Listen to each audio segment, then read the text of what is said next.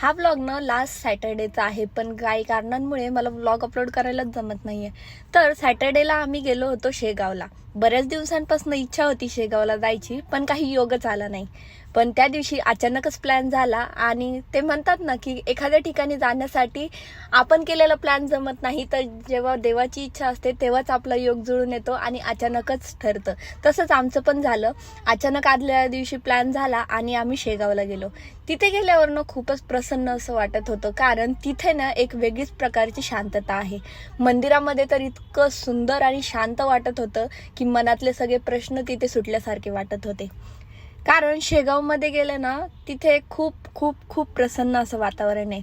पण ना तिथे गरमी म्हणजे खूप प्रचंड प्रमाणात आहे. आणि मी फर्स्ट टाइमच शेगावला गेले होते, त्यामुळे ना मला खूप छान वाटलं तिथे जाऊन. येताना मस्त आम्ही छान जेवण वगैरे केलं आणि आलो. तर गेले 8 दिवस ना माझे व्लॉग्स कंटिन्यू येत नाहीये, तर मी प्रयत्न करेन. काही रिझन्समुळे नाही येते व्लॉग्स, पण मी लवकरात लवकर प्रयत्न करेन की व्लॉग्स मी कंटिन्यू अपलोड करू शकेन.